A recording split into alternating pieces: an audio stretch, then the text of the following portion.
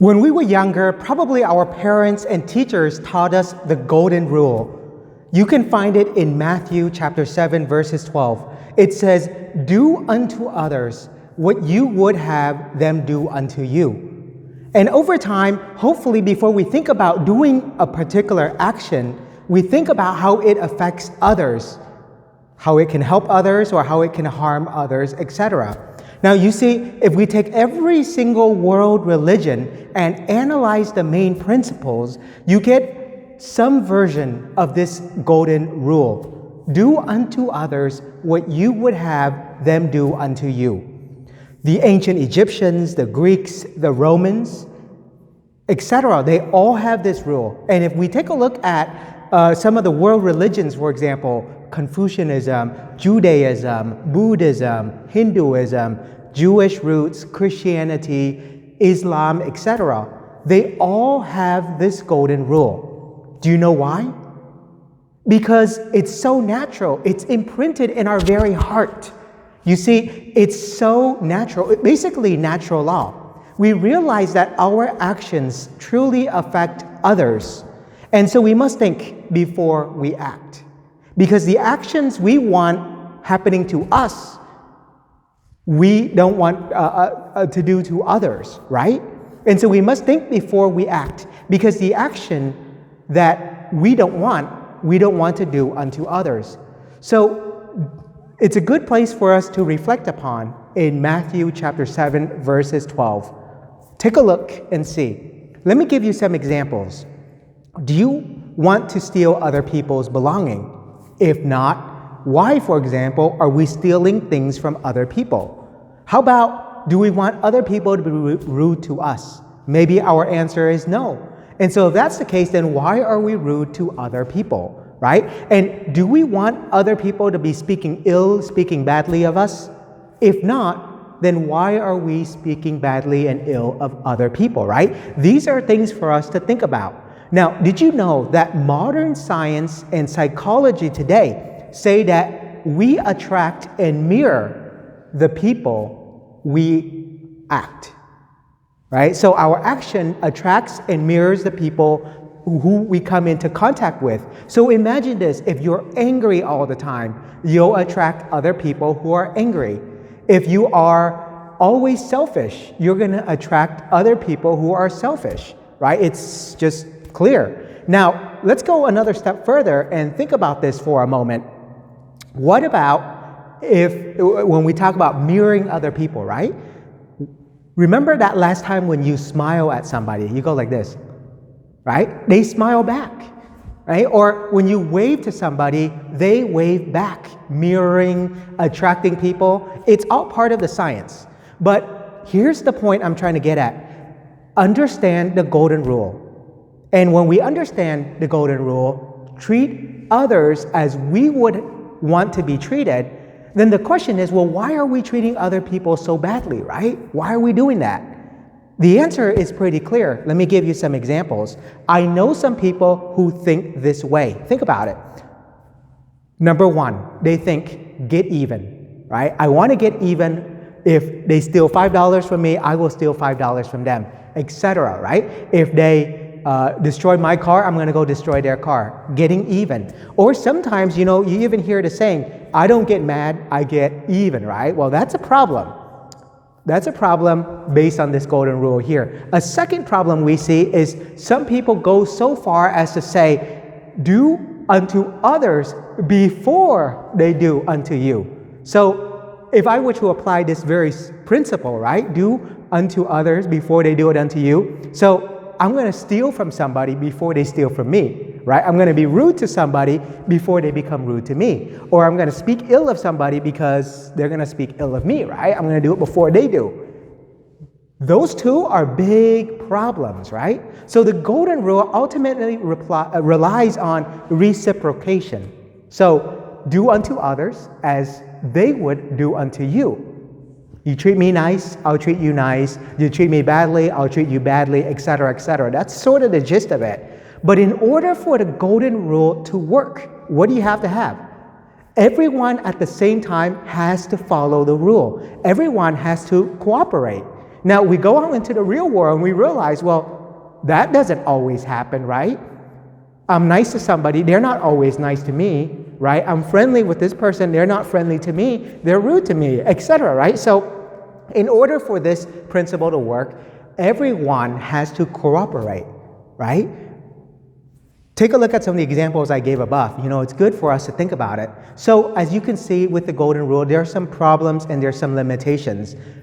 So I want to propose 3 questions. Question number 1. And as you see with these 3 questions, they are limitations of the golden rule, right? Here they are, 3 limitations. Number 1, how do I know how the other person wants to be treated? And we say, for example, well, wait a minute, they want to be treated nicely. Well, how do we know, right? I mean, mostly people do, but maybe someone doesn't. Sometimes I love that person, but that person can't love himself or herself, right? That becomes a problem. Or what if I love that person, but that person doesn't love me? Well, that's not fair. I don't have to love that person then, right? The golden rule breaks down. So how do I know how the other person wants to be treated? That's the issue number 1, right? Issue number 2, what if their values are different than mine? Right? Again, the example of, well, what if I'm a nice guy, but they're a bad guy and they're always bad to everybody, right?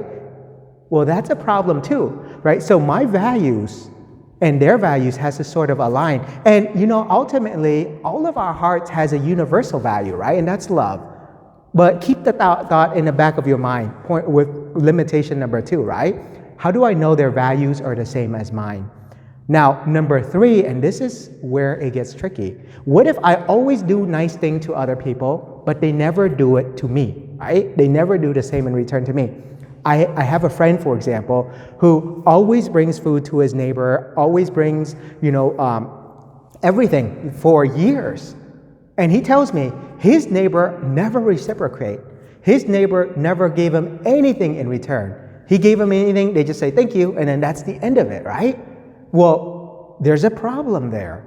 There's another issue here. Like, for example, what I want to share with you, I have another friend who only mails out Christmas cards to those who mail Christmas cards to him, right? So think about it, and I remember too, like sometimes after Christmas, he would get angry. He says, oh, this person didn't give me a card, and that person didn't give me a card. And I only mail out cards to people who gave me something. So that becomes a problem as well, right? There's a lack of charity involved. And so with this golden rule, it's great, but everybody has to cooperate, because if they don't, it breaks down. And so in principle, it works great, but in reality, it begins to break down, right? So in order for us to break this cycle, right, we must learn to turn to Jesus's new commandment. Right? New commandment. So what is this new commandment? Well, it comes from John chapter 13, verses 34. John writes the following. Jesus says, I give you a new commandment. Love one another as I have loved you. Wow. Just one phrase, and yet very deep. It goes much deeper than the golden rule, as you see. Because here, to understand the point I'm about to make, you need to understand what the new commandment is. You see, in the Old Testament, we have the 10 commandments, but then as we shift into the new commandment, the New Testament, we have the new commandment. And I made a video. You can search for it here, or I'll put a link on the description below. Make sure you watch that video on the new commandment. What's so new about this new commandment? Because it will help you to make sense of all of the things I'm about to share, right? And so I strongly suggest watch that video after you watch this one. I'll put the link in the description below. Now, you see, the golden rule only works when everybody, or mostly everybody, cooperates. For example, if I treat somebody nicely, well, they have to treat me nicely too, right? Because if I keep doing it day in and day out for a year, 2 years, then we have a problem here, right? Practically speaking. Maybe after 2 years, I just get mad and stop and treat that person badly too, because that person doesn't reciprocate. There are so many problems, as we can see, with this golden rule. So if we look at our own humanity, our own human nature, We recognize our sinfulness and our true brokenness. We can try to be good with everybody, but we can only be good to people up to a certain point. There's a limit, in other words. And for some of us too, we have good days and we have bad days. So all those things can be taken into consideration. Now, I can tell you, as a parish priest some time ago, I used to get phone calls from parents, right, who would tell me, like, for example, oh, you know what, why are my kids so rude? Why are the neighbors' kids so nice, right? What am I doing wrong, et cetera, et cetera? And, you know, sometimes what I discovered is that the parents constantly yell at the kids, right? They're yelling. And if the parents yell all the time, guess what? The kids are gonna reciprocate, right? They're gonna do the same thing back. But maybe as kids, they are respectful enough to not yell back at their parents, but they might act passive-aggressively, right?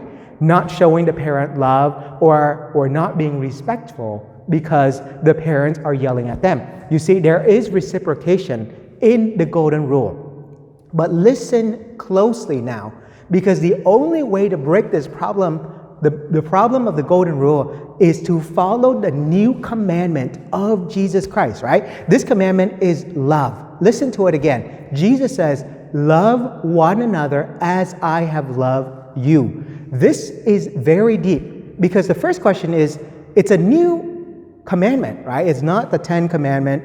And again, watch the video I made on what's so new about the new commandment. You'll understand that fully. But the second part of the phrase makes sense, because here's why. So love one another. Well, everybody's standard of love is different, right? Some people, love means you give them hugs and kisses and you do everything for them all the time. For some, it means just a nice handshake and a smile each day, etc., right? So my point is, love can be relative. But then wait, the second part of the phrase, love one another as I have loved you. Who is I? I is Jesus Christ, right? So Jesus literally tells his disciples, love one another as I have loved you. So Jesus sets the standard of love.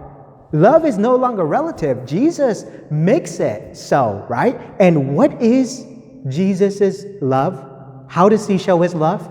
If you want the greatest proof, take a look at the cross, right? Take a look at the cross right now, or when you have some time later, any crucifix, and you will see Jesus on the cross.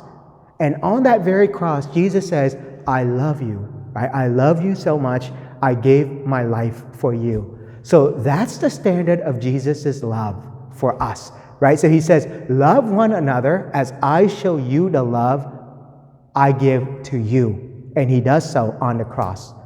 So let me summarize. While the golden rule is great, right? We learn it in grade school. We learn it while growing up. Do unto others what you would have them do unto you. It's part of natural law. But there's an issue with the golden rule. It breaks down, right? In theory, it works great. In practice, out in everyday life, it's a problem, right? The only way to surpass that problem, only way to overcome it, is to follow Jesus' new commandment. Love one another as I, Jesus in other words, have loved you. He is the perfect example of love. May we imitate Jesus and do the same. Do unto others what they would have them do to you, yes, but go even further and love as Jesus loves. May God bless you.